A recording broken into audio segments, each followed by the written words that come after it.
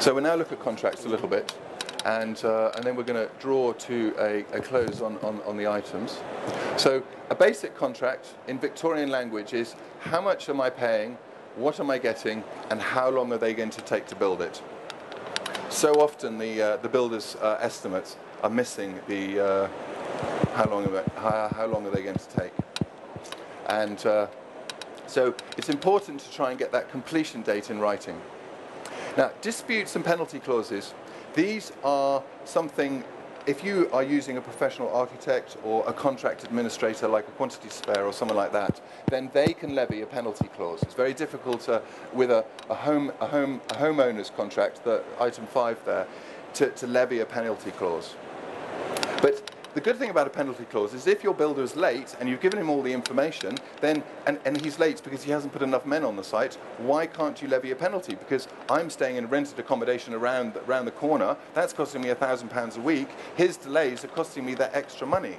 So if you're paying a lot for your extra house to go and stay somewhere else, then a penalty clause keeps everybody focused. But levying it, actually being able to extract that money, is very, very difficult, and it's probably advised to use a contract administrator if you can. Extras and variations.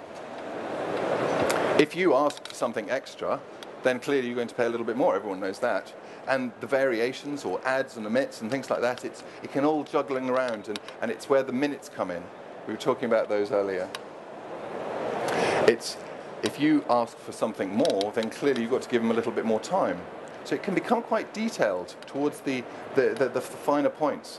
And certainly some of the customers that we have, not only are they the young families with small children and things like that, because they're looking for extra space, but it can often be people in their later 50s that are looking for help because they've been through the scenario with builders before, and they really want help with the project on site to help with these variations. Things change. It's a building project and it gets complicated.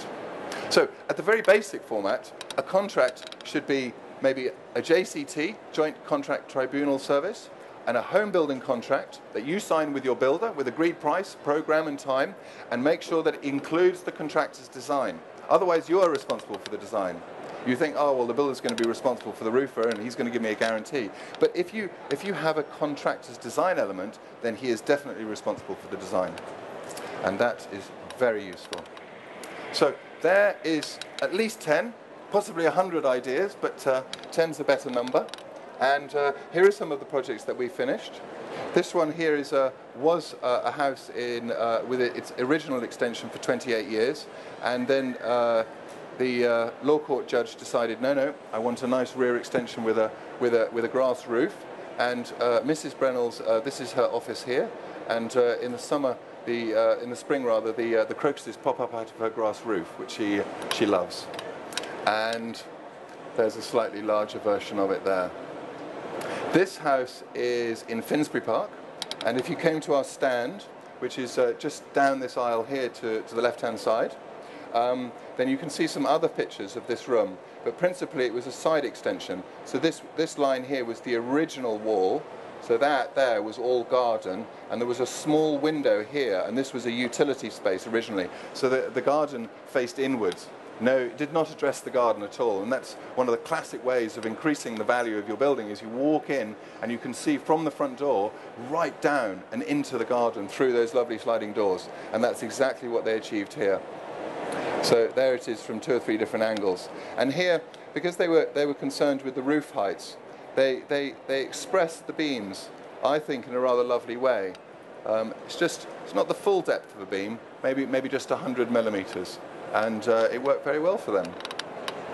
So I'm not sure how many minutes I've got left, about 5, 3, 2. 4, 2. Some questions? Thank you. You said about not paying in advance, but what about stage payments? Stage payments, the same type of thing, is how can you how can you know exactly how much work they've done during that week? If you've got that list of, say, a £25,000 project and you have 50 items in that list, you can say, well, he's completed that, tick, tick, tick. He's only half completed that. And you can do a basic valuation, and that is the way to pay them on the basis of your estimation of the work that he's completed. Stage payments are definitely out. You know, loft conversion people will always ask for stage payments, five grand first week, 5 grand second week, etc., etc. But there's always a point in the middle of the contract, if you're not quite sure, where in fact you probably paid them more than you should have done, and you should always be maybe holding a little bit back. You know, typically you would hold, say, 5% back. You mentioned about allowing a fairly generous sum for contingencies. Yes. Surely the whole point about employing a decent builder is that they should know what problems are likely to go wrong and include that in the tender price. Otherwise, it's a recipe for the builder to take to the cleaners.